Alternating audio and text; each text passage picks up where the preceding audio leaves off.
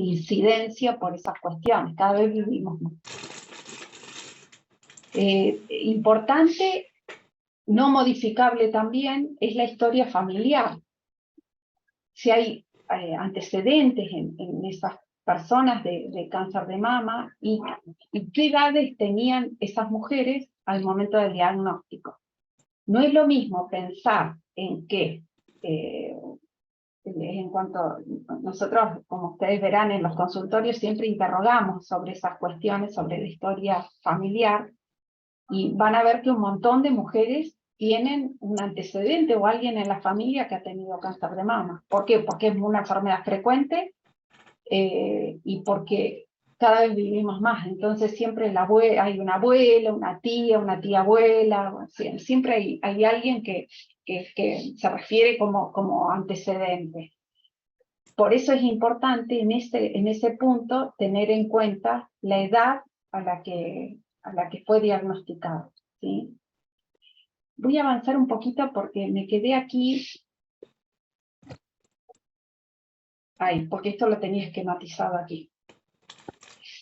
Importancia le damos a si hay una qué grado de parentesco tiene esa persona como antecedente, ¿sí? O sea, familiares de primer grado es la mamá, la hermana o una hija. Esos son familiares de primer grado. Y eso duplica el riesgo común a la población, lo duplica si vos tenés un familiar de primer grado. El riesgo empieza a aumentar si sumamos familiares. Entonces aumenta aproximadamente 3 veces si vos tenés 2 familiares de primer grado enfermos. Ahora, si tenés una abuela que se enfermó a los 70 años, probablemente eso no sume demasiado riesgo. Lo consignamos, lo tenemos en cuenta, pero tengamos en cuenta que las enfermedades genéticas, sobre todo las relacionadas a cáncer de mama, son enfermedades autosómicas dominantes, o sea, no importa de qué línea familiar venga la herencia, pero no saltan generaciones. O sea, cuando nosotros interrogamos para pensar en cánceres genéticos, en general hay por lo menos las 2 líneas que le siguen a esa persona, su mamá y su abuela han tenido algún evento. Puede no ser la mamá, puede ser el tío, pero digamos en todas las líneas generacionales hay alguien que haya tenido cáncer, por lo menos cánceres relacionados. Y siempre preguntamos de cáncer de mama, preguntamos de cáncer de ovario, cáncer de colon, endometrio, o sea, hay grupos de tumores que están relacionados a determinadas mutaciones genéticas. Las más asociadas a cáncer de mama, que digamos están presentes en el 80% de los tumores genéticos, tienen que ver con las mutaciones de BCRA1 y 2. Hay otras mutaciones que conllevan el mismo riesgo de desarrollar cáncer de mama que estas mutaciones, pero son menos frecuentes. Por eso es que en la mayoría de los casos, hoy cuando uno va a estudiar genéticamente a una persona que tiene muchos antecedentes familiares, se piden paneles de genes, ¿sí? Se piden BCRA y depende, ahora hay nuevos paneles, algunos incluyen 30 genes, otros 40, depende de la evaluación hecha por la genetista cuál solicita. Pero si, por ejemplo, no le autorizan la realización de un panel que incluye más genes y solo autorizan BCRA, sabemos que el 80% incluye el 80% de las mutaciones posibles, ¿sí? Vuelvo un poquitín hacia atrás porque se me pasó esta diapo para hablar de esto de la incidencia de la enfermedad en cuanto a la edad. Cáncer de mama puede haber a cualquier edad, O sea, hemos tenido pacientes desde 21 años en adelante y en este momento no recuerdo si hay alguna más chiquita. Pero el cáncer de mama existe a cualquier edad. Lo que pasa es que la diferencia es qué posibilidades yo tengo de encontrar un cáncer de mama a esta edad. sea, es muy infrecuente que aparezca en mujeres menores de 40, o por lo menos menores de 35. Es poco frecuente la posibilidad. Miren este grupo etario, entre 30 y 39, una de cada 227 mujeres puede tenerlo. Pero sí, yo miro en mujeres más grandes, una en 68, entre 40 y 49, y una en 42, entre 50 y 59, y 60, 69, una en 28. ¿Vieron que por ahí se dice que si todas viviéramos hasta los 80, una de cada 8 tendría cáncer de mama? Tiene que ver con eso. Cuanto más grandes somos, más frecuente es que ver la enfermedad.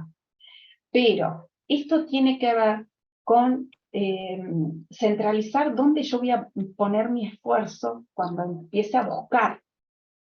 Si yo busco activamente la enfermedad, porque hago estudios de screening, tratando de pesquisar la enfermedad temprano, yo sé que el 85% de las mujeres van a tener más de 50 años cuando yo haga el diagnóstico.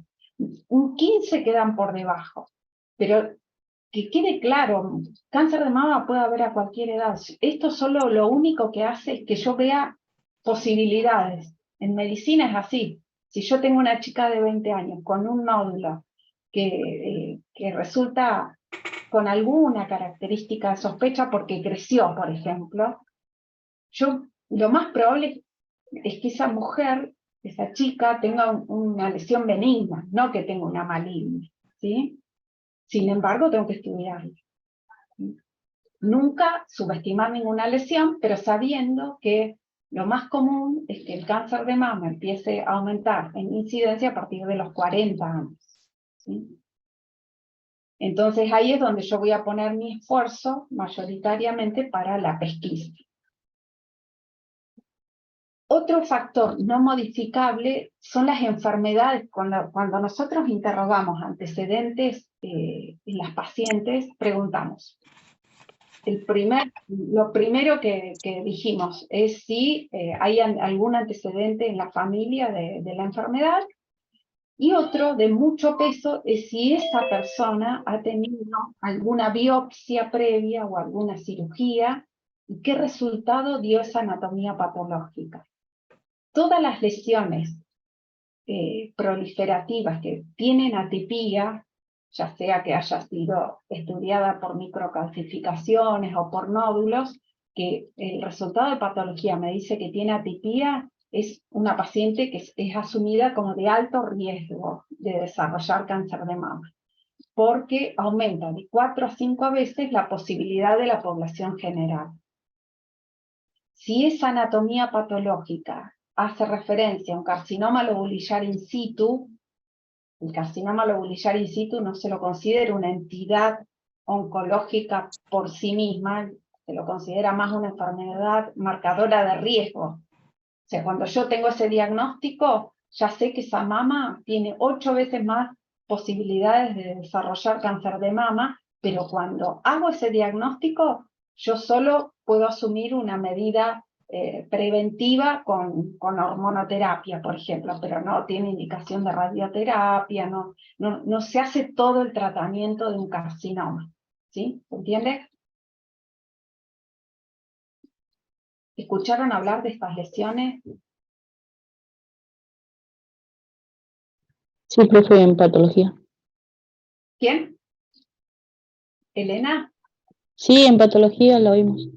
Perfecto, bien, bien, bien.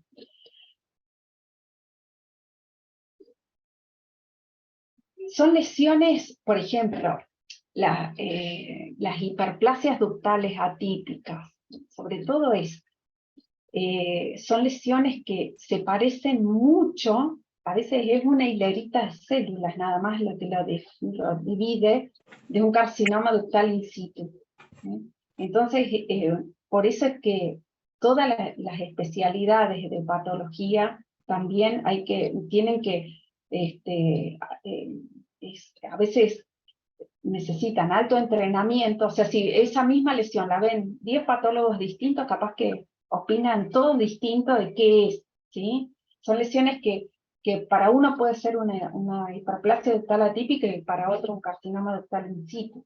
Esto no tienen por qué saberlo ustedes, pero digo, son lesiones complejas en su presentación y que es muy importante esa disquisición entre hiperplasia ductal atípica y carcinoma, porque el tratamiento es totalmente distinto de una de otra, y por eso necesitamos patólogos entrenados en eso, ¿sí?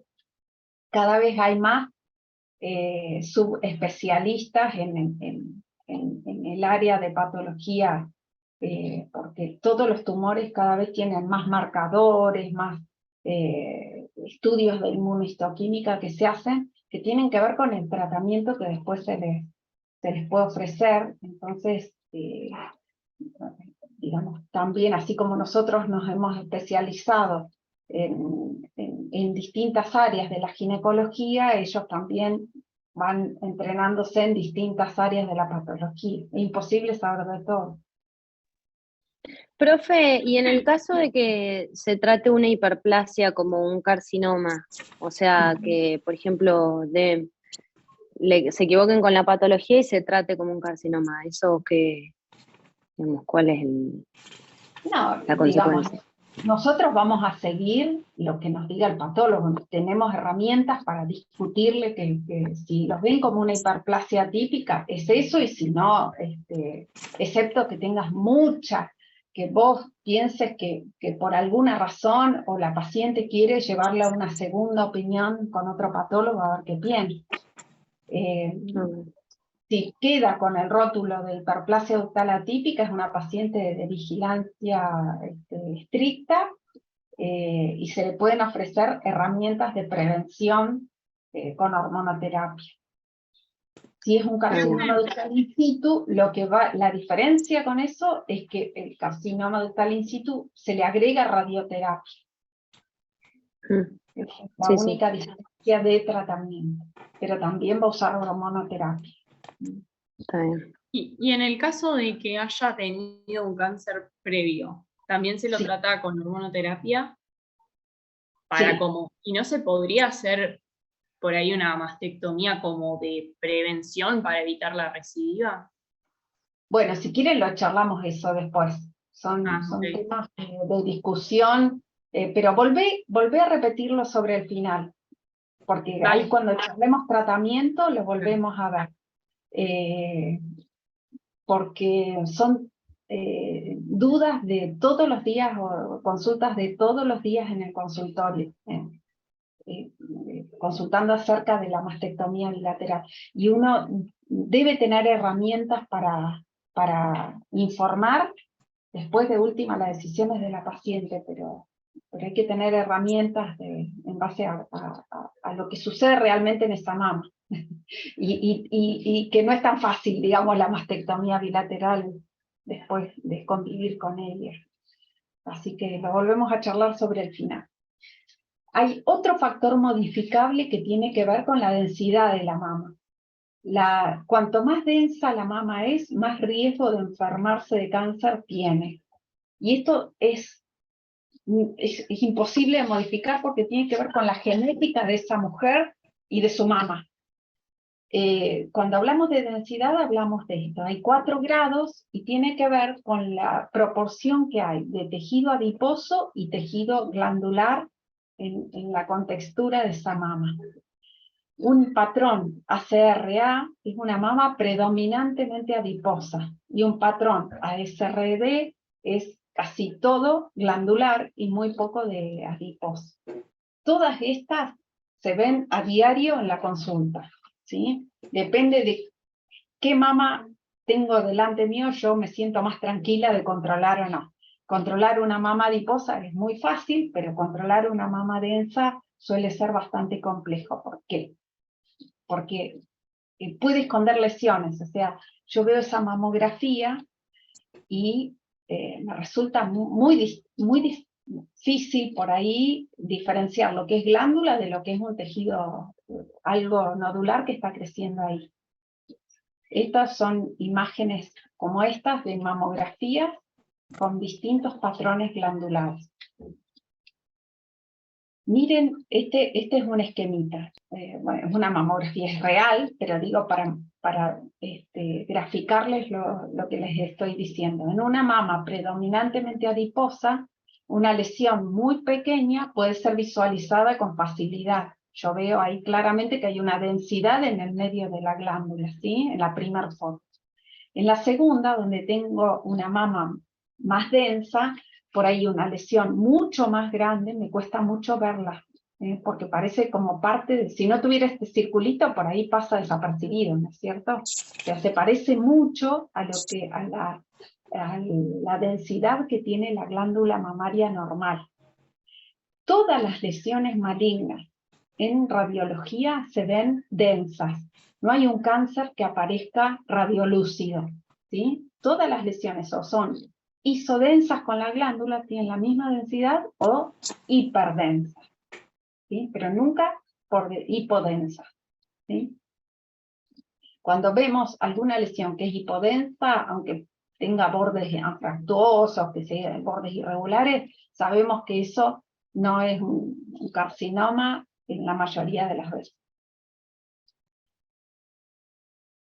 Bueno, hay otros factores que nos pueden proteger de cáncer de mama y tienen que ver con el haber tenido muchos hijos, con un primer embarazo que sea a edades tempranas. La lactancia es un factor protector, hacer actividad física, tener un peso adecuado, son factores que protegen. Ahora, el origen del cáncer de mama es multifactorial. O sea, es muy difícil decir que yo porque tengo buen peso, hago actividad física, no voy a desarrollar un cáncer de mama. Hay un montón de otras cuestiones que están en juego, que tienen que ver con el estilo de vida, con la exposición a radiaciones, con nuestra herencia, con las lesiones premalignas de las que hablamos, con qué densidad tiene mi mama y con los factores hormonales, ¿sí? Cuanto menos exposición a hormonas tengamos, menos riesgo.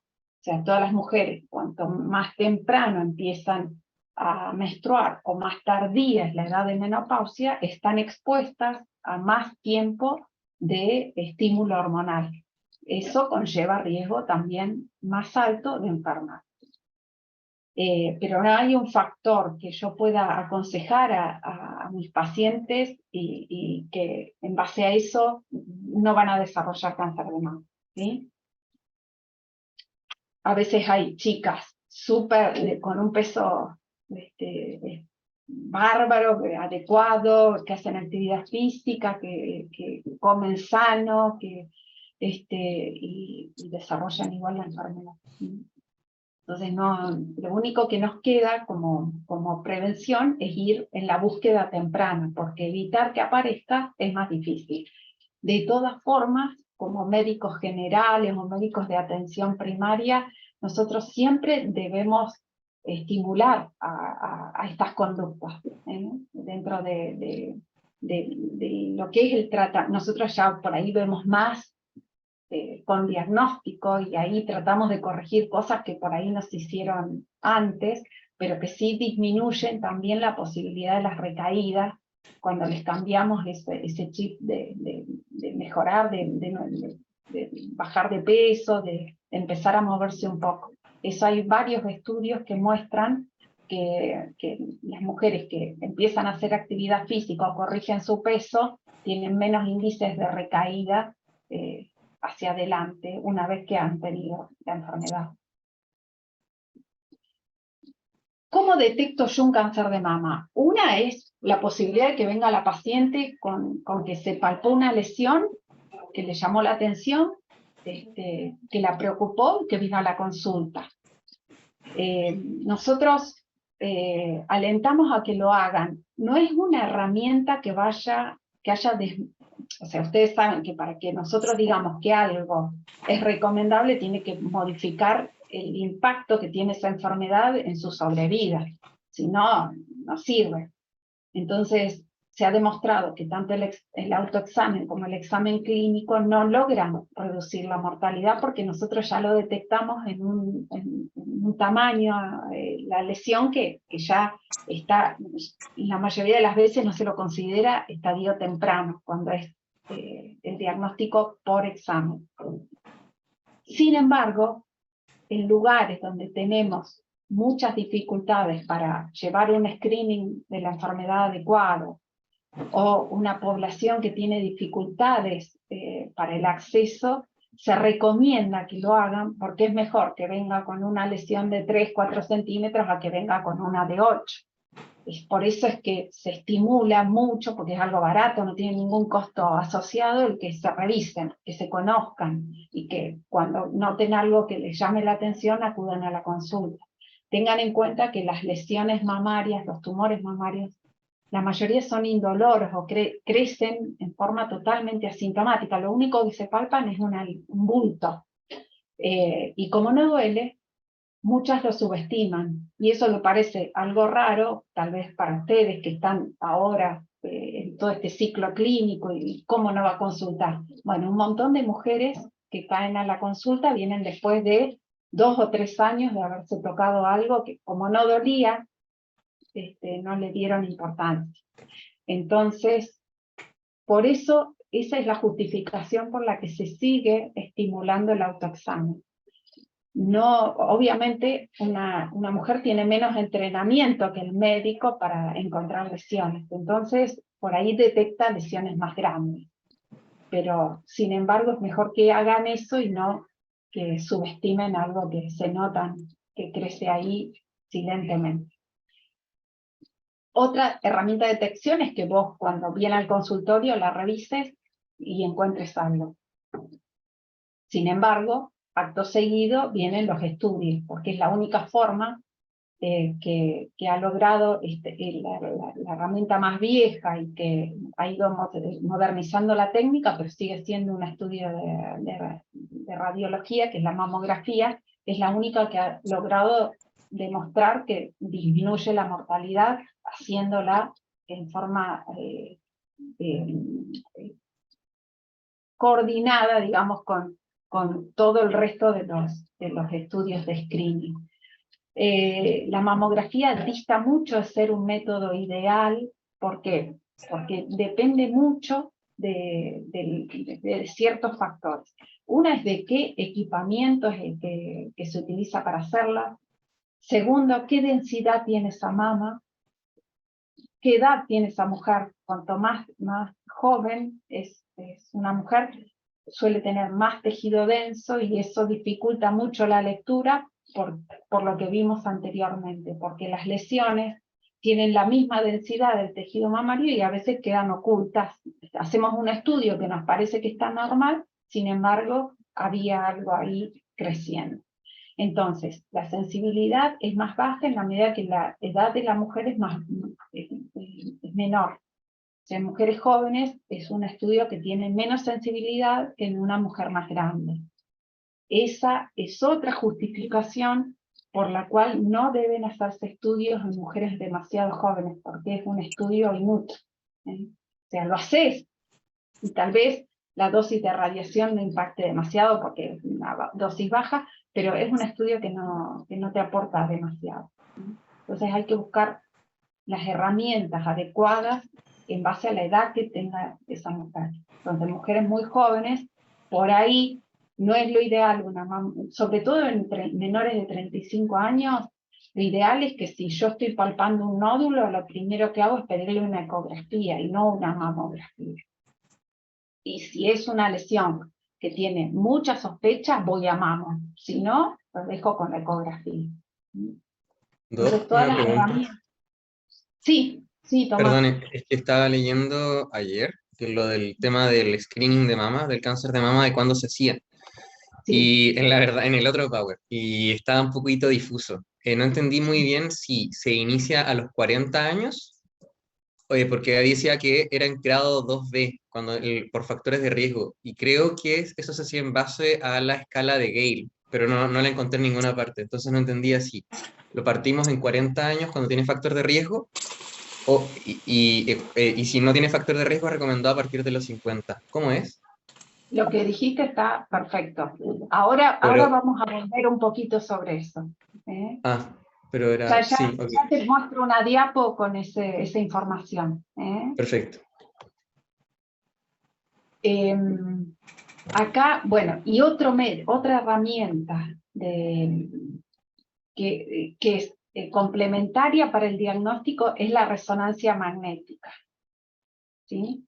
Que lo pido, yo la solicito cuando por mamografía o por eco no llegué, hay dudas, por ahí aclaro con una resonancia.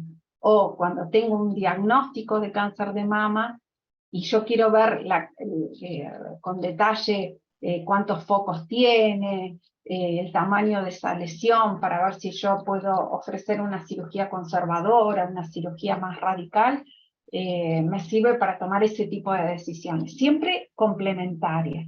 En el único caso en que la resonancia se utiliza como método de screening es en las pacientes que tienen una mutación de BCRA o alguna mutación de las que tienen el mismo comportamiento de BCRA, se utiliza como herramienta digamos, principal de pesquisa, de control. Sobre todo, ¿por qué? Porque cuando nosotros tenemos ese tipo de mutaciones, son mujeres jóvenes, y esas mujeres jóvenes se van a encontrar con la limitación de la que estábamos hablando con mamografía. Entonces, por ahí yo tengo que acudir a un método que tenga mayor sensibilidad de diagnóstico, en este caso la resonancia, ¿sí? Por eso van a ver, si ustedes leen guías de seguimiento de pacientes de alto riesgo, que son estas que tienen mutaciones, ponen a la resonancia mamaria como el primer método de screening anual, y no la mamografía y la eco, ¿sí? Pero si no, la resonancia siempre es complemento. ¿Con qué síntomas puede aparecer un cáncer de mama? Lo más común es como una masa palpable. Ese es el 80% de las lesiones aparecen como un nódulo, puede ser palpable o no, pero digamos una lesión dura, irregular, que puede estar adherida a piel o planos profundos, pero nódulo, masa, bulto, siempre es el tipo de lesión más frecuente. Mucho menos frecuente puede ser que aparezca con una secreción por pezón, con un dolor puntual en la mama, no el dolor que tiene cambios cíclicos, que aparece premenstruo, o que es bilateral, o que engloba toda la mama. No, un dolor puntual que en un sector de la mama duele. No subestimarlo, es una causa muy poco frecuente de consulta, y que eso esté relacionado, el dolor es causa frecuente de consulta, pero no que el dolor esté relacionado a un cáncer de mama, pero puede aparecer. Tengan en cuenta que los tumores siempre generan una reacción inflamatoria local que en algunas mujeres puede hacer que duela, ¿sí? En otras pacientes tiene que ver, sobre todo, vieron el tercer dibujito, cuando la mama está con enrojecimiento o edema de la piel, eso provoca dolor también. O sea, son esas dos circunstancias donde el dolor puede ser un motivo que esté relacionado a enfermedades oncológicas y que no hay que subestimar. Otras son las retracciones del pezón, eczemas de la piel o alguna simetría. Por eso es importante siempre examinar a la paciente que nos refiere un síntoma sobre todo. La primer paciente la tengo hace bastante ahí, y la dejo porque es una chica que estaba amamantando y había consultado un montón de veces porque estaba amamantando y apareció ese edema y enrojecimiento de la piel. Y siempre la trataban, había recibido 3 tratamientos de mastitis. Obviamente eso no es una mastitis que no mejora, o tenés que cambiar el esquema de tratamiento o derivarla que otro la vea, porque algo está pasando en esa mama si no responde a un tratamiento antibiótico, ¿sí? Entonces cae así con esa clínica a la consulta, y claramente era un carcinoma inflamatorio. Ella estaba amamantando, pero esto no era una mastitis, era un carcinoma inflamatorio. Aunque cueste pensar en que hay mujeres que lleguen así, La de abajo es una paciente que tiene todo el complejo areola-pezón comprometido y fibrosado y está metido en el surco. O sea, cuando hablamos de autoexamen, hacemos hincapié en estas cosas, de que cuando se toquen algo, que consulten, que no lo subestimen, porque imagínense todo el tiempo que pasó para que esa lesión se fibrosara y se adhiriera a todo el surco submamario, retrayendo el complejo. ¿Sí? Entonces, tiene que ver con eso, con educar mucho a la población para la consulta oportuna. Muchas son mujeres muy jóvenes. Es importante el examen mamario, ya sea sentado o de pie, y que incluya la totalidad de la mama. Todos los cuadrantes, de afuera hacia adentro, de afuera hacia... en forma circular, periareolar, los huecos axilares, ¿sí? Y ahora vamos a hablar un poquito con respecto a la mamografía y esto de los grupos etarios. Es la única que ha demostrado entonces ser eficaz para detectar precozmente un cáncer de mama. Lo de sensibilidad en relación a la edad del patrón mamario ya lo hablamos, y en mujeres de 35, excepto que haya una alta sospecha de carcinoma, preferimos no solicitar. Hay un lenguaje que se utiliza en mamografía que tiene en relación con esto, con BI-RAD. BI-RAD significa, es un lenguaje armado en común entre los imagenólogos y los médicos que reciben ese estudio mamográfico, para ver qué conducta yo tengo que tomar en base a la categorización que le pusieron, ¿sí? El lenguaje de BI-RAD es común a mamografía, ecografía, resonancia, ¿sí? Todos los métodos se utiliza la categorización de BI-RAD. Cuando yo recibo un estudio que dice BI-RAD 1, 2, nos quedamos tranquilas porque estamos seguros de que ese estudio no mostró nada que nos preocupe, es normal. Si la categoría es 3, lo más probable es que esa lesión sea benigna, ¿sí? El 98% de posibilidades de que esa lesión sea benigna, ¿sí? Entonces la sugerencia, pero es una lesión que se describe por primera vez o que se viene controlando, pero que no ha pasado el tiempo suficiente como para que yo la pueda categorizar como 2, ¿sí? Entonces se hace un control a corto plazo. En vez de decirle, venite dentro de un año, le decimos en 6 meses yo te vuelvo a ver. La categoría 4 significa que hay algo en la lesión que se describe que genera algún tipo de sospecha. Incluye el A, el B y el C. Entonces el A es más parecido al 3 y el C es más parecido al 5. Tenés una amplia gama de tipo de lesiones que requieren en la mayoría de los casos un estudio histológico.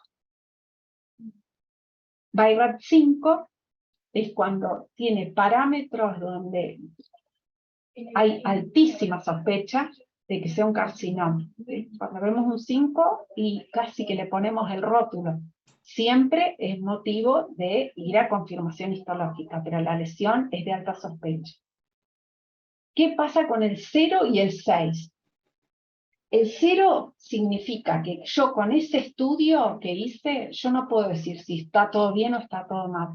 A veces pasa con algún nódulo que se ve una partecita y en el medio de la densidad no llego a ver toda la circunferencia de ese nódulo. Entonces a ese se le pone 0. ¿Qué significa? Que hay que ampliar otro estudio porque con ese solo no me alcanza para decir si está todo bien. Y categoría 6 es cuando yo ya sé que esa mujer tiene un cáncer, porque lo estudié, porque hice una biopsia, pero le tuve que pedir un estudio adicional para ver, por ejemplo, puede ser mejorar la calidad del estudio, porque hizo un tratamiento en el medio entre el diagnóstico y el momento que yo tengo que programar el resto del tratamiento, sobre todo el quirúrgico, entonces tengo que volver a repetir imágenes. Esa categoría es 6, porque yo ya sé que tiene un cáncer, ¿sí? Cuando yo tengo una confirmación histológica, ya está ahí. Si tienen dudas me preguntan, ¿eh? Profe, yo tengo una duda. Diga. Ah, no, ahí está. Ah, no, ahí está. Era lo que no entendía porque en el libro dice que a partir de la 4C y la Sí. 5 pedías biopsia, pero creo que ahí dice eso.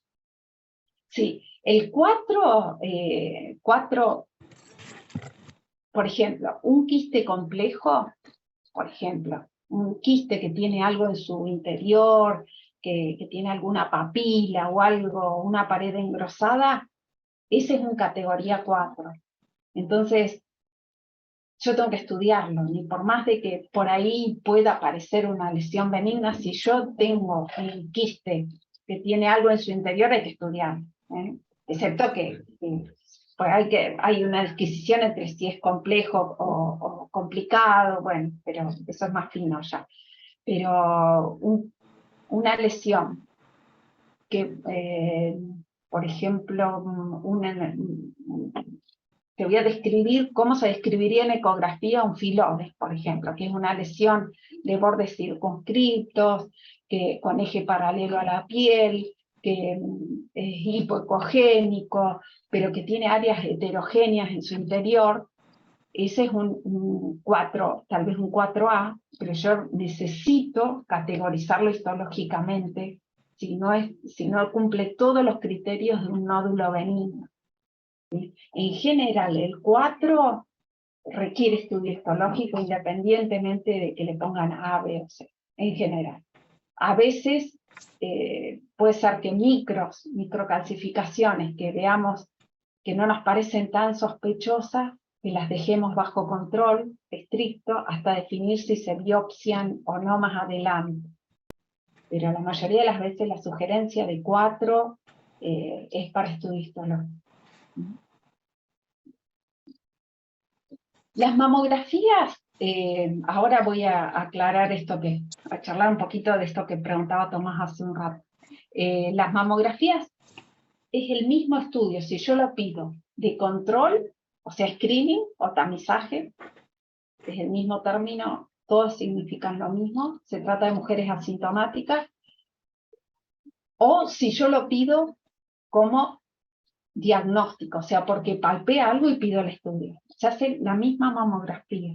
Es importante siempre que nosotros le indiquemos al radiólogo por qué lo pedimos. Poner en el diagnóstico control o palpo un nódulo en tal mama, en determinado sector. ¿Sí? Eso es importante porque hay lesiones que pueden estar en áreas que son ciegas a la mamografía, sobre todo en la parte alta de los cuadrantes superinternos, que son la parte más fija de la mama, o en el surco submamario, donde por ahí tienen que buscar una técnica adicional para lograr incluirlo dentro de la placa radiológica. Si no, es el mismo, se hacen las dos tomas de la misma forma, ¿sí? Siempre es un motivo de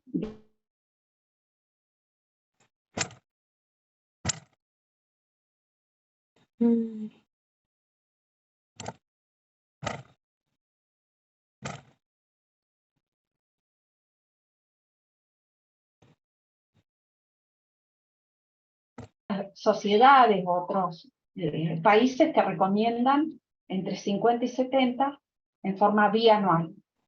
Todo esto tiene que ver con los recursos que tiene cada lugar para ofrecer un estudio de screening. En general, todo lo que tiene que ver con organismos estatales lo alejan un poquito más, los programas incluyen desde los 50 años, y todo lo que tiene que ver con las sociedades científicas desde los 40, porque en realidad ahí es donde hace el primer salto en incidencia. Siempre depende de los recursos que cada uno tenga. Tengan en cuenta que el estudio de mamografía, por ahí cuando vivimos en ciudades más grandes es muy fácil, pero cuando te alejas un poco no es tan sencillo ir a hacerse una mamografía anual. Entonces, ahí es donde más se hace hincapié que al menos tengan un estudio año por medio. A partir de los 70, ya vamos a ir a las tablitas de edad. Bueno, acá explica esto. Estas son las recomendaciones que hace el Instituto Nacional de Cáncer de Argentina en base a la evidencia que hay bibliográfica, y donde se ve que el grupo que claramente se beneficia con el screening anual es el grupo que está entre los 50 y 69.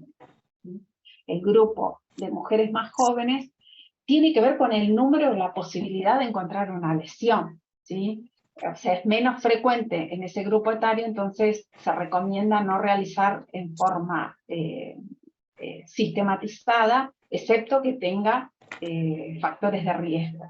Y en mujeres de 70 años o más, se recomienda no realizarlo en forma anual. Se puede espaciar un poco más, pero acá es donde hay que tener en cuenta, hoy una mujer de 70, la verdad está perfecta, activa, si no tiene otras enfermedades, puede continuar un tiempo más con los estudios de control. Por ahí se los espacias un poco, no se lo haces anual, pero se sigue haciendo, sobre todo porque hay mujeres que a los 70 están más que activas, sanas, y es distinto tratarle un tumor chiquitito, donde por ahí con cosas mínimas genera menos agresión en cuanto al tratamiento también.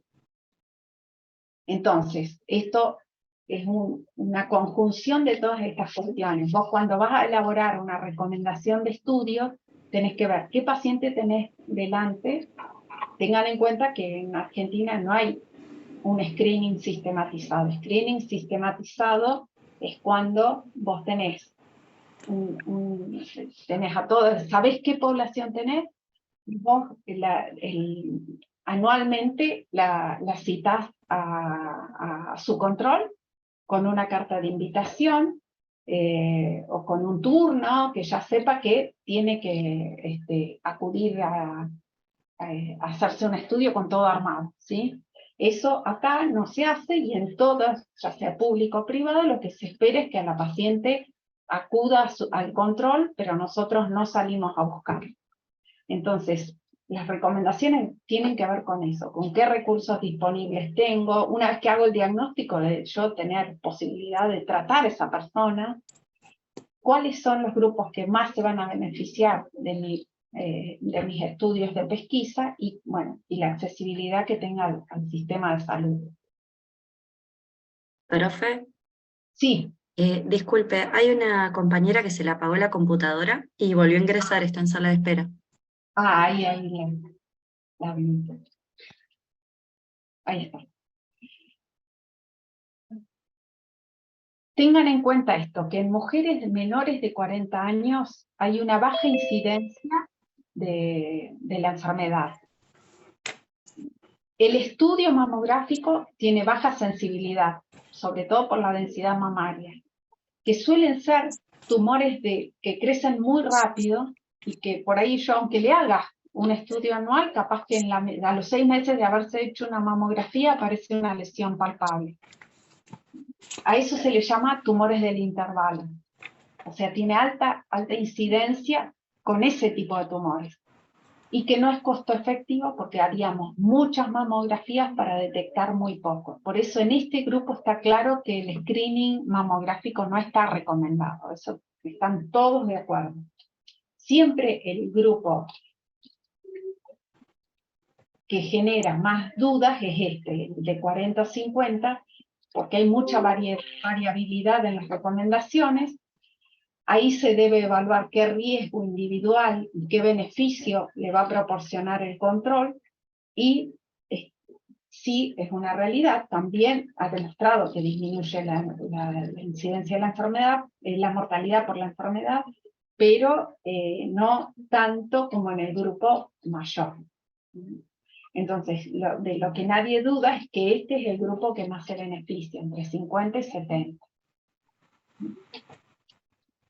En mayores de 70, lo que dijimos, por ahí uno lo puede alargar un poquito más, es más corta la expectativa de vida, hay muchos tumores que tal vez nunca le provocarían ningún daño, que por ahí si uno sistemáticamente la pesquisa, puede llevar a esa mujer a tener un tratamiento quirúrgico, un tratamiento radiante, hormonoterapia, que en vez de mejorarle su calidad de vida, la empeora. Entonces, a eso también hay que tener cuidado con eso, de no sobrediagnosticar o sobretratar.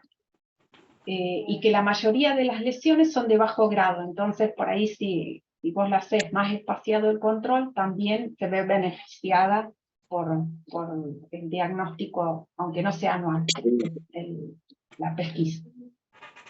Tengan en cuenta que todo el screening mamográfico disminuye la mortalidad, pero también puede sobrediagnosticar, o sea, lesiones que nunca te provocarían daño, las terminas encontrando y una vez que las encontrás las tenés que tratar. Y nada de eso es gratuito en una persona. O sea, todos los tratamientos oncológicos tienen cierta agresividad. Entonces, es muy bueno para tratar el cáncer, pero por ahí me genera otros inconvenientes. Depende de la medicación que se use, la radioterapia, depende del tratamiento. Pero, profe, ¿existe alguna escala? O sea, había leído la de Gale, pero ¿nosotros tenemos que aprender alguna escala para estadificar o objetivar los factores de riesgo? ¿Hay alguna lista o algo así? Lo de factores de riesgo tiene que ver básicamente, porque no busques un número, o sea, se pueden hacer las curvas de Gale, todas esas, hay programas que te llevan a Sí, hay aplicaciones y todo. tal cual, pero ninguna de estas es muy aplicable. La verdad es que vos cuando estás haciendo consultorio, eso no te sirve. Lo que te sirve es sobre lo que más hincapié hicimos al inicio, que es factores de riesgo familiares, enfermedades que haya tenido con natipía y densidad mamaria. Esos tres factores son de los que más riesgo conllevan. Entonces, si vos tenés tiene dos familiares de primer grado enfermos, esa paciente es de alto riesgo. Esa paciente no la empezás a controlar a partir de los 50, empezás antes. ¿Sí? Una mujer, yo les digo, por ahí algunos los que han estado con nosotros en los consultorios, si vos tenés una mujer de 42 años que viene a hacerse un control a patología mamaria, yo la reviso y no le encuentro nada, pero ella quiere hacerse un control, nosotros se lo solicitamos, porque nosotros por el examen clínico no le vamos a poder asegurar de que no tiene una enfermedad. Entonces, lo que tiene que ver con tamizaje, tiene que ver con estas cuestiones, que vos tenés que acá aplicar lo que es el criterio médico, factores de riesgo que tiene, bueno, toda su historia familiar, su historia de enfermedades, y si está en edad donde yo sé que pegan un salto de incidencia y ella quiere hacerse un control, lo tenemos que hacer. Y si tenemos el recurso disponible, se la solicitamos. ¿Sí? Por eso yo digo, no se metan entre... Si ustedes pueden decir, si les preguntan, y te preguntan, según el Instituto Nacional de Cáncer, ¿cuál es la edad de screening? De 50 a 70. Eso es lo que ese organismo del Estado recomienda. ¿Por qué? Porque ellos no pueden poner una edad más baja porque la disparidad que hay en el país no permite eso. Y además porque, por una cuestión que también hicimos hincapié en el inicio, ¿cuántas mujeres yo tengo la posibilidad de encontrar si lo empiezo a los 50 o a los 40? O sea, si lo empiezo a los 40 tengo que hacer muchos estudios, gastar mucho para encontrar poco. En cambio, si yo lo poco que tengo de recursos, que son finitos, lo pongo en este grupo que tengo el mayor porcentaje de posibilidades de encontrar enfermedad, me aboco activamente a tratar de trabajar sobre ese grupo de mujeres. ¿Sí? No significa que yo descuide el resto. Si yo tengo una de 40 que tiene un nódulo, yo le tengo que pedir una mamografía. Sin duda, es una mamodiagnóstica. ¿Sí? siempre que hablemos de edades para rastreo, estamos hablando de edades de mujeres asintomáticas. Ante el mínimo síntoma, yo lo pido, si tiene más de 35, esa mujer va a una mamografía, porque yo estoy encontrando algo. Eso es una mamografía diagnóstica, no es la que yo pido si no tiene ningún síntoma, ¿sí? Por eso les decía, la mamo que yo pido es igual, es el mismo estudio. Lo que pasa es que depende, a veces se lo pido a mujeres asintomáticas y a veces a mujeres con síntomas, pero es el mismo estudio, ¿sí? Gracias, profe. ¿Queda claro? Sí. Profe, Sí. ¿y se pide a partir de los 50, es una cada 6 meses o una anual? Anual. Siempre es cada un año. Los tumores de mama, la mayoría te da ese tiempo de pesquisa temprana. Hay tumores que biológicamente son muy agresivos y que por ahí los ves crecer delante de tus ojos. O sea, la viste en el consultorio, le pediste el estudio y cuando viene ya es más grande. O sea, va creciendo. Ese tipo de tumores, cuando te tocó un tipo de esos, rara vez lo puedas pesquisar chiquito con una mamografía. Eso, en general, tiene un ritmo de crecimiento que es de diagnóstico clínico. Como les mostraba con esa chica, con la foto de esa mama toda retraída, toda comprometida, eso no lo detectás por mamografía, eso es clínico. Primero porque estaba amamantando la chica, y es muy raro que vos pidas una mamografía mientras está amamantando, sobre todo porque son mujeres jóvenes, están por debajo de la edad donde pedirías un control. ¿Sí? Entonces es el típico caso de una chica que siempre llega tarde. O sea, llegas tarde porque son esos tumores de crecimiento rápido, agresivo. Para que un tumor rápidamente te comprometa la piel, habla de la biología agresiva del tumor. Bueno, mamografía, esto es un esquemita para que ustedes vean cuáles son los planos fijos de la piel. Todo lo que la parte superior e interna de la mama es el plano fijo. Entonces, cuando yo voy a hacer el estudio, aprovecho el plano fijo y lo que se tiene que mover es el resto. Siempre hay que usar compresión, ¿sí?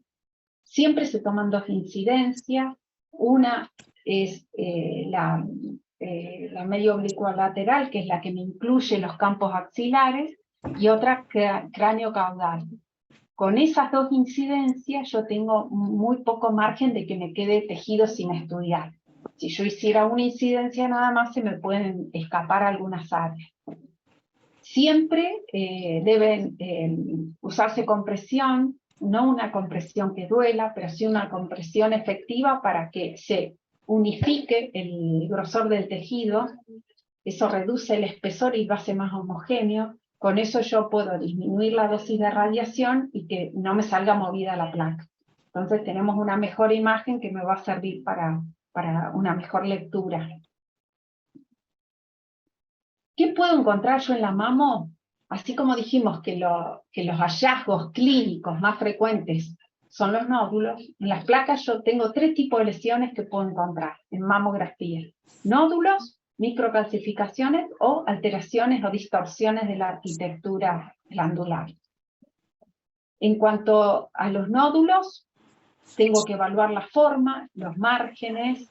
Si es redondo de margen circunscripto, tiene más chance de ser un nódulo benigno. Ahora, si es irregular, especulado, más chance de que sea algo maligno. Acá ven una imagen, una fotito de lo que sería ese nódulo que tiene bordes bien circunscriptos, que se correlaciona. Cada vez que yo tengo una imagen nodular por mamo, yo tengo que pedirle complemento ecográfico, ¿sí? Porque yo cuando veo esto, yo no sé si es un nódulo sólido o es un quiste. Y si es un quiste, es una lesión totalmente benigna.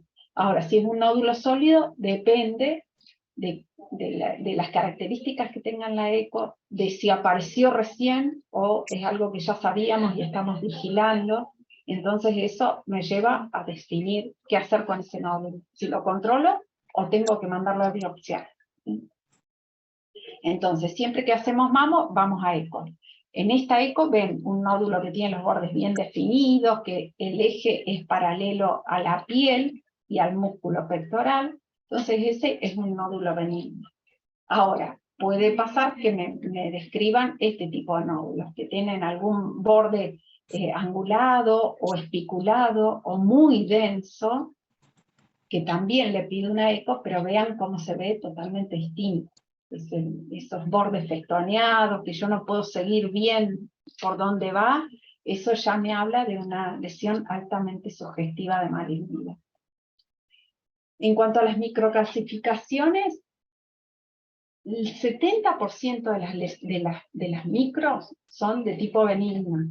Hay un 30% que pueden aparecer así como agrupadas, con distinta densidad, con distintas formas, que me hacen sospechar más una lesión maligna. Otra lesión pueden ser las distorsiones de la arquitectura. La mayoría de las veces las distorsiones de la arquitectura son la misma glándula que quedó en ese proceso que va haciendo la mama de cambio entre la juventud hacia la adultez, se va convirtiendo el tejido denso más en adiposo y por ahí queda un islote de glándula que nos hace sospechar ahí que hay algo. Y en realidad es solo glándula que se quedó en el medio de un sector más adiposo de la mama. Entonces, cuando aparecen este tipo de lesiones, lo que yo tengo que pedir es una mamografía focalizada en ese sector. Si yo lo sigo viendo y me parece sospechoso, eso hay que tomarle una biopsia por la vía que se pueda, por mamografía o por eco. A veces están asociadas las lesiones. Cuando hay un nódulo asociado a micro, le suma más sospecha de malignidad. Entonces son la mayoría, obviamente depende de la exposición que tengan las micros, porque a veces nódulos viejos, por ejemplo un fibroadenoma que estuvo muchos años estable, empieza a calcificarse. Y eso no es un signo de sospecha para nada, al contrario, es un signo que te deja más tranquilo porque sentís que no se movió por años y por eso se empieza a poner duro, calcificado. ¿Cómo llego yo a obtener un diagnóstico de cáncer? Primero, digamos, puede ser por biopsias percutáneas o porque yo hago una biopsia de ese nódulo, lo saco y lo envío a estudio, ¿sí? La recomendación es que siempre se haga un procedimiento intervencionista que es menos invasivo, que es ambulatorio y que utiliza agujas, guiado por los métodos de imágenes. Se localiza la lesión y se toma una muestra de esa lesión. Se hace con agujas que son gruesas, que permiten estudio histológico, o sea, se sacan cilindros de tejido de la lesión. Se puede hacer bajo guía ecográfica o bajo guía mamográfica. Siempre que una lesión se vea por ecografía, se solicita el estudio guiado por ecografía. Si no se ve por ecografía y solo lo ve la mamografía, lo pedimos por mamografía. Pero es un procedimiento que suele ser un poco más complejo y para la paciente también menor, es más difícil de tolerar. Se lo bancan bien y todo, pero cuando se puede hacer por eco, la diferencia es abismal del confort que tiene la paciente en uno o en otro. Así que, por lo tanto, los estudios guiados por mamografía en general son para el estudio de microcalcificaciones cuando no se asocia a ninguna lesión nodular. Otra opción es que tengamos que ir a hacer una marcación previa, o sea, estas lesiones por ahí no se palpan, entonces, y tenemos que estudiarla con biopsia quirúrgica. Por alguna razón no se puede hacer una biopsia percutánea. En ese caso se marca la lesión, guiado por mamografía o por eco, se coloca un arpón o carbón, y vamos al quirófano y sacamos todo ese tejido que hay que estudiar. Esas son las formas que tenemos de estudiar para tener diagnóstico histológico. Cuando nos viene la anatomía patológica, ¿qué es lo más común cuando hay un carcinoma? Las lesiones ductales. Ese es el 80%. El tipo histológico no es muy importante a la hora de predecir evolución de una enfermedad. O sea, si es ductal, es mejor o peor que un lobulillar, un ducto lobulillar. La verdad es que no tiene demasiada importancia, más importan otros marcadores, ¿sí? El 80% es ductal, puede haber lobulillares mixtos en un 8-7%. Y después hay un grupo chiquitito de lesiones que se llaman especiales, que son tipos histológicos muy particulares, que son poco frecuentes, pero que son el Payet, medular, tubular, mucinoso, papilar. Son tumores poco frecuentes, pero que también nos lo podemos encontrar. Y después hay otros tumores que no tienen que ver con la estructura mamaria en sí, pero tienen que ver con estructuras asociadas, o sea, o angiosarcomas, o linfomas, o filodes, que son lesiones, filodes mixta, pero no tienen que ver con el parénquima mamario en sí, sino de otras estructuras que tiene la mama. La mayoría entonces empieza en los conductos. ¿Ustedes ven la flechita del cursor cuando yo lo muevo o no? Sí, profe. Ah, bien, bueno. Esta es una foto de microscopía donde se ven los ductos, que es donde aparecen la mayoría de los tumores. Y el otro lugar donde puede aparecer es los lobulillos, ¿sí? Desde que apareció la clasificación molecular de los tumores, para nosotros es mucho más importante saber qué información asociada de inmunohistoquímica tiene ese tumor más que el tipo histológico, ¿sí? Siempre de rutina a los tumores hay que evaluarles si tienen positividad o no a receptores de estrógeno, de progesterona, HER y Ki67. Eso se pide de rutina. Si un informe de anatomía patológica no tiene esos detalles, tenemos que volver a ampliar el pedido de información, porque en base a eso es cómo se elaboran las estrategias de tratamiento. Algún día se harán estudios biológicos un poco más, porque esto no deja de ser algo muy general también, y cada vez hay más estudios biológicos del tumor para que nos predicen un poco el comportamiento y la posibilidad de que vos puedas usar determinadas drogas para tratarlo. Obviamente eso todavía no está tan fácil al alcance. Hay algunos casos, sobre todo en los luminales A, que se pide estudios genéticos del tumor para ver si tiene indicación de quimioterapia o no, pero son cosas que recién, si bien tienen varios años de desarrollo, recién ahora se está pudiendo aplicar porque los costos son muy elevados. Son estudios que se piden, que los hacen en determinados lugares en el mundo. Hay un laboratorio en Alemania y otro en Estados Unidos, y si uno decide pedir uno de esos estudios, hay que enviar la muestra desde acá, para que se analice. Está todo muy bien aceitado, pero es costoso. Hay que pagar en dólares, y eso no está fácil. Así que, bueno, en base a toda esa información, al tamaño que tiene la lesión y esos factores de inmunohistoquímica, es como nosotros decimos, este tumor lo opero inicialmente o lo paso para tratamiento sistémico inicial. Para eso nosotros nos basamos en el TNM, pero también nos basamos en la inmunohistoquímica. Antes solo en el TNM, ahora, hoy, depende de los marcadores. Por ejemplo, si yo tengo una lesión que es triple negativa, o sea que es negativo para receptores hormonales, es negativo para HER, yo esa lesión, aún siendo chica, por ahí de 2 centímetros, no la opero inicialmente, sino que se envía a tratamiento sistémico, con quimioterapia primero y después lo opero, ¿sí? Entonces, por eso es importante tener toda esa información, porque a nosotros nos permite ver el grado de agresividad de la lesión y por dónde voy a empezar el tratamiento. Ir a operar más rápido no significa un mejor tratamiento, que a veces en la cabeza de los pacientes está, sacámelo ya, Y en realidad el problema no radica en lo local, el problema radica en lo sistémico. ¿Por qué se me mueren los pacientes con un cáncer de mama? ¿Por lo local? La mayoría de las veces no. Se mueren por las metástasis que esta lesión local da a distancia. Entonces, cuanto más agresiva es la lesión, yo más tengo que ir a controlar la parte sistémica, y eso se hace con quimioterapia. Después voy a lo local es secundario.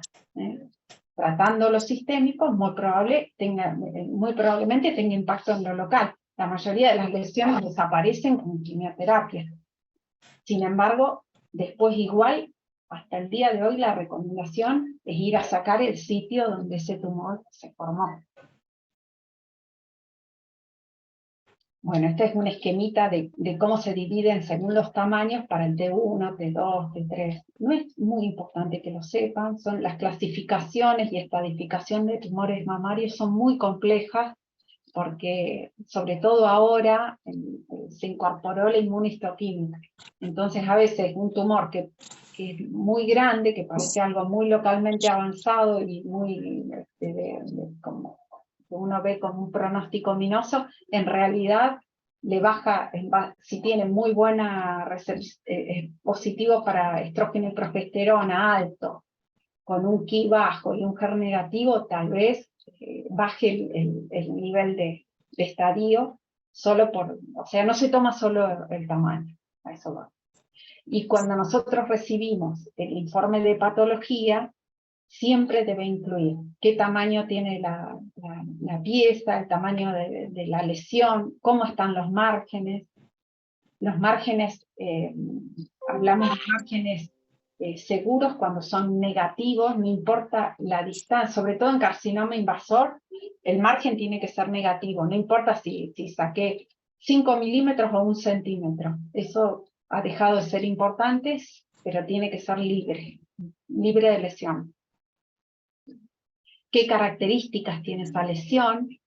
Si es una lesión única, si está como en parches distintas, a veces aparecen como multifocales, multicéntricos, todo eso tiene que describirlo el informe. El subtipo tumoral tiene que ver con lo que hablamos recién de inmunohistoquímica y ver cómo está el estado ganglionar. Siempre que operamos o tratamos un carcinoma invasor, hay que estudiar la mama y la axila. Al día de hoy. Porque hay estudios donde se está evaluando en estadios muy tempranos de no estudiar la axila cuando yo tengo altas chances de que no esté comprometida. Pero al día de hoy eso todavía no es una recomendación. Bueno, y el tratamiento que va a depender de eso que dijimos recién, si voy inicialmente a operarlo o voy a quimioterapia, las dos opciones quirúrgicas son que pueda hacer una cirugía conservadora, es la de elección cada vez que yo tengo una lesión que me lo permite. Por ahí volvemos, no me acuerdo quién fue la que preguntó a Luistina, ¿vos eras de mastecto bilateral? No, profe.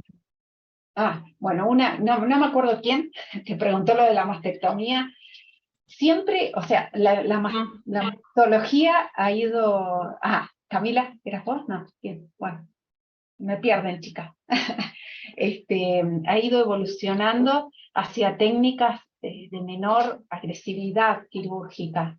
O sea, ha habido un gran desarrollo de medicina target, o sea, que va dirigida a esas mutaciones, a distintas alteraciones del tumor, reflejadas por esa información que es la inmunohistoquímica.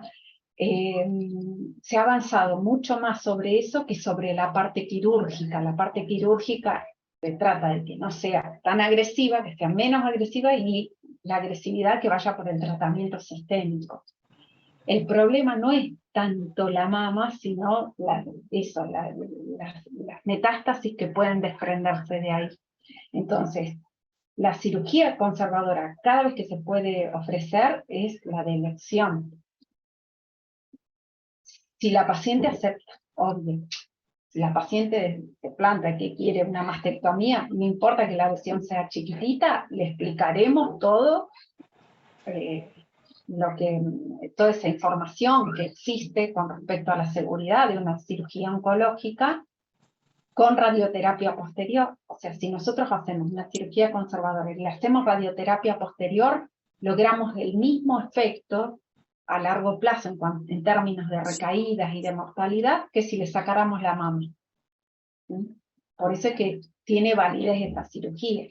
Si fuera menos efectiva, no la recomendaríamos y recomendaríamos más mastectomía. ¿Sí? Recién me habían preguntado de que si ante una lesión, una hiperplasia o un carcinoma lobulillar in situ, si recomendaríamos o no una mastectomía. Es una cirugía que cuesta recomendar, sobre todo porque eso tiene efecto. No es lo mismo que ir a hacer una oforectomía o una histerectomía. La mama se convive con la mama, y muchas mujeres después tienen trastornos depresivos o de no aceptación de su imagen corporal a raíz de la cirugía, de los efectos de la cirugía. La cirugía, cada vez que uno va a hacer una mastectomía bilateral, ofrece la posibilidad reconstructiva, pero tengan en cuenta que eso también tiene muchas complicaciones y fallas también. O sea, muchas andan bien, pero también un grupo anda mal. Entonces puede ser que vos hiciste por una lesión de esas de alto riesgo, que ni siquiera era un carcinoma, nada, y capaz que nunca en su vida iba a desarrollar un cáncer, pero la hiciste tratando de prevenir. Resulta que hiciste una cirugía que tuvo complicaciones, que hubo extrusión de la prótesis, infecciones, seromas. Imagínense que tienen problemas las cirugías de estética, con prótesis que se complican, que hacen seromas, infecciones, contractura capsular a largo plazo. Cuando tenés una mama sana, imagínense con una mama que está operada, que no tiene tejido, que es solo la piel la que la recubre, y donde el resultado estético no es el mismo de una cirugía estética. Entonces, siempre que alguien te lo plantea, vos no podés ir en contra de un deseo, pero sí explicar tal cual son digamos, las consecuencias que puede tener esa cirugía que estamos decidiendo hacer. Puede ser que alguna se recomienda siempre que sea en el contexto de una evaluación, o sea, muy pensado, no algo que vos decidas rápidamente, sino que sea muy charlado, que se recomienda incluso dentro de un grupo con sostén psicológico, como para ver si realmente está dispuesta a enfrentar esa cirugía. Como ustedes me lo plantean, como alguien lo planteó recién, pero ¿por qué no le sacamos las dos mamas? Eso es una pregunta bastante común, y cuando nosotros les explicamos todas estas cosas, muchas lo desestiman. Alguna puede ser que siga sobre su idea y termine efectivizándolo, pero la mayoría la piensa y define otra cosa. Por ahí es más fácil cuando vos tenés una mutación genética donde nadie te va a decir que no la hagas. Digamos, es una de las recomendaciones de bajar el riesgo de desarrollar cáncer, aunque no las anula, pero sí baja mucho las posibilidades. Entonces son los grupos donde más se realiza, pacientes con mutaciones o que han tenido un cáncer, entonces quieren sacarse todo. Digamos, esos dos grupos de mujeres son las que más lo realizan y que mayor satisfacción después tienen, porque en las dos se justificaba ampliamente realizar la cirugía. Cuando vos no la podés justificar mucho, porque no, la verdad es que ni siquiera había tenido una lesión, a veces tiene que ver con la historia familiar nada más, pero no tienen ningún estudio genético que lo avale, es más difícil si te va mal. Si fue bien, bárbaro, todo bien, pero siempre debemos explicar las cosas que pueden pasar cuando hacemos una cirugía tan radical, como sacar todo el tejido normal. Hay cuestiones relacionadas al tumor que también puede ser que nos lleven a realizar una mastectomía de una, o sea, que tenga la indicación, ni siquiera que sea un pedido de la paciente, que tenga la indicación. Esos son cuando la lesión es multifocal, cuando, por ejemplo, el tumor es grande y nosotros la mandamos a quimioterapia para tratar de reducir, pero no logró el efecto que esperábamos, sigue siendo grande, o porque es una mama muy chiquita, entonces por más de que responda, sigue siendo un tumor grande, entonces cuando vos no vas a poder lograr un resultado estético adecuado con una cirugía conservadora, para eso es mejor hacer una mastectomía. Cuando hay lesiones muy extensas, por ejemplo, las calcificaciones a veces se presentan ocupando todo un cuadrante. Vos tal vez no tocas una lesión muy grande, no es palpable, pero cuando haces los estudios resulta que compromete todo un cuarto de la mama o más. Entonces, por ahí esa es indicación de mastectomía. También es indicación de mastectomía, por ejemplo, en una mujer que por antecedente de haber tenido alguna enfermedad oncológica previa, por ejemplo un linfoma, que haya recibido radioterapia torácica. Entonces, si una mujer recibió radioterapia torácica alguna vez en su vida, no se le puede indicar otra radioterapia en su vida.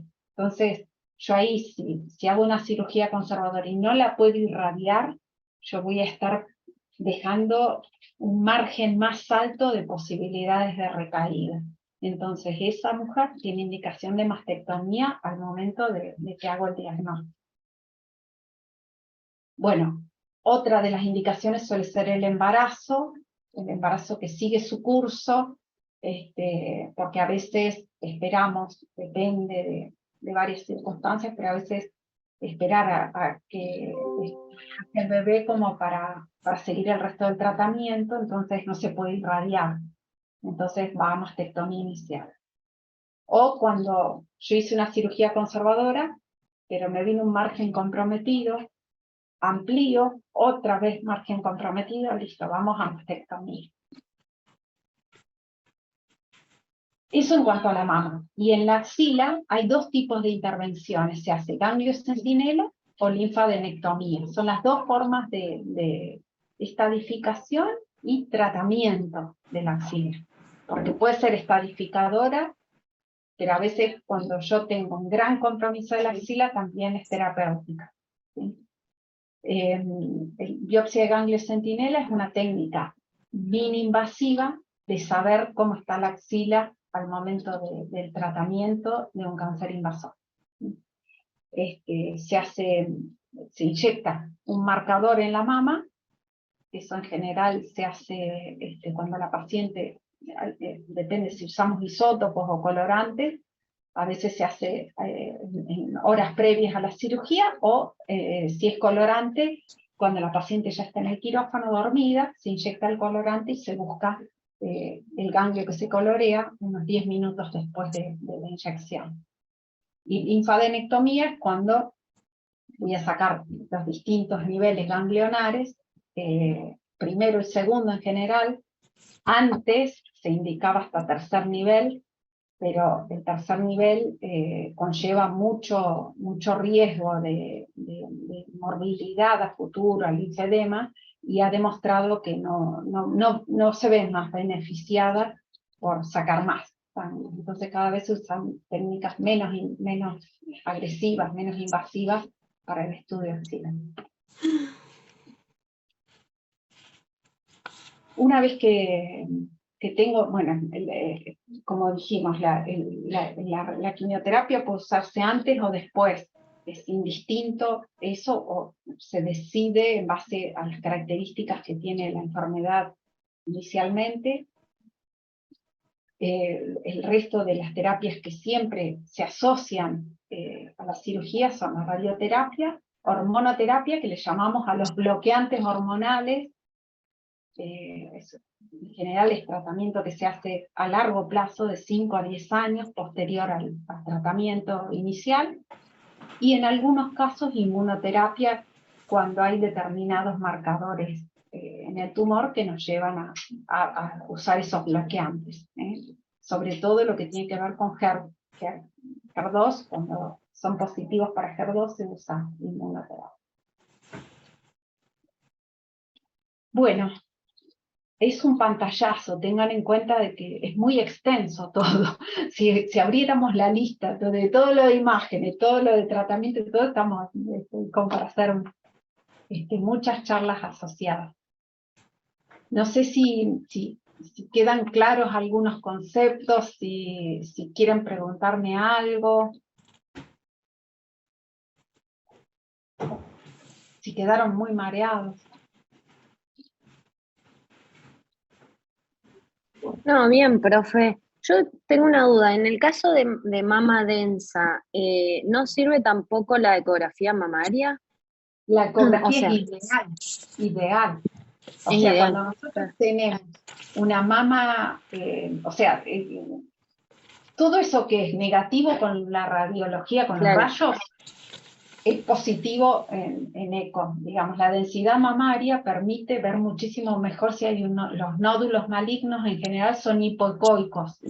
Entonces, en un tejido que es bien denso, vos lo ves mejor. O sea, es un complemento ideal. Cuando yo tengo una mamografía muy densa, yo le tengo que pedir el complemento ecográfico. A veces ustedes van a ver que nosotros pedimos muy de rutina mamo y eco. Y eso tiene que ver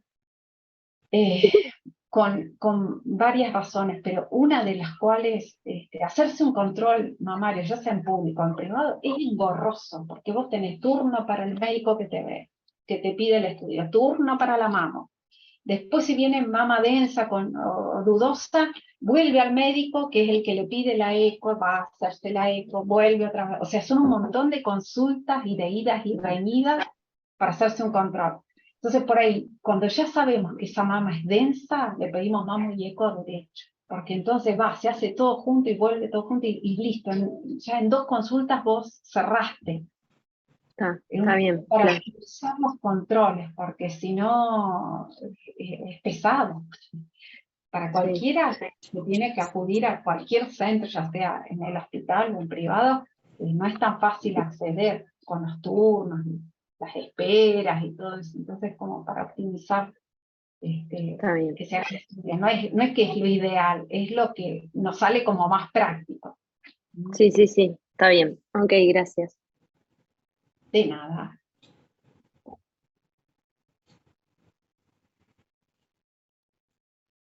Bueno, ¿nos vamos? Profe, ¿puedo hacer una preguntita rápida? Sí, dime. Como para, digamos, ya despejar la duda. Entonces, supongamos que, no sé, es una paciente de 53 años y tiene factores de riesgo tipo múltiples, o sea, no sé, familiar de primer grado que tuvo, digamos, cáncer de mama. En esos casos, por ejemplo, y que tienen, digamos, como varios factores de riesgo, y se hace, digamos, la mamografía, en esos casos se sigue haciendo igual anualmente, ponele que no tenga nada. Sí. Bien. Sí. Vaya. El Bien, no.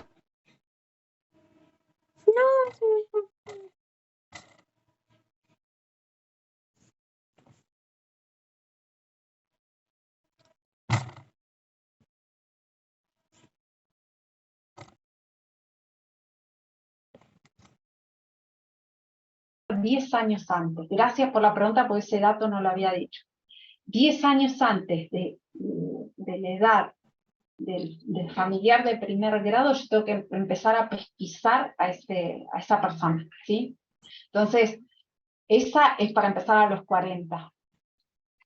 ¿Sí? A eso ya es riesgo. Cuando decimos depende de factores de riesgo, depende de eso, que tiene antecedentes. Entonces esa empieza 10 años antes. Bien, profe, buenísimo. Gracias. De nada. Profe, yo perdón que Siempre te que hablamos. para preguntar. ¿Cómo? No. Aclaro esto y te escucho. Siempre que hablamos de mujeres, cuando hablamos de screening, de tamizaje o de control, estamos hablando de mujeres asintomáticas. Yo pido el estudio aunque no tenga nada esta mujer. Porque recuerden que para que una lesión sea clínicamente evidente, mínimamente tiene que tener más de 2 centímetros. Es raro, tiene que ser una localización o una paciente muy, muy delgadita como para que yo detecte algo más chiquito. Entonces ahí ya estoy en un estadio 2 para arriba. No llego al 1 de diagnóstico. Entonces siempre que yo hablo de control es mujer asintomática. Yo le tengo que pedir igual. Si yo palpé algo o aparece algo bajo vigilancia, ya es diagnóstica. Es el mismo estudio, pero ya tiene algo que yo ya sé que existe o que palpé. ¿Sí? A eso se le llama diagnóstico, pero es la misma. Sí, Agus. Sí, no, te quería preguntar por la asistencia porque estaba en un turno médico y me conecté unos minutos más tarde. Nada, te aviso ahora porque no te quería interrumpir antes. Dale, ahí te anoto. Gracias. Profe, A yo mí también el- entré un poco más tarde. ¿Quién? Sepúlveda. Entré 25, pero porque no tenía internet. Y A mí se me desconectó algunas veces al principio porque me andaba mal, no sé si se alcanzó a notar o no. ¿cómo es tu apellido? Fuentes. Sí, ahí te anoté porque no se entendía. Bueno, Profe, Gracias, profe. dígame. profe, Sí. ¿a mí me tiene registrado? No. Severini, Ahí te- con ese. Sí. Sí. No sé por qué, algunas me faltaban. Bueno. Pero usted iba tomando asistencia mientras le agregaba. No, claro, lo fui anotando, la mayoría Ah, está bien. Claro. O mientras debe ser iban porque entrando. debe ser porque tengo otro nombre en esta cuenta de Zoom. Pero Ah, bueno. está bien, voy a poner el nombre real. ¿Cuántos son ustedes en total? 44, creo. ¿Tienen el número? No. Ah,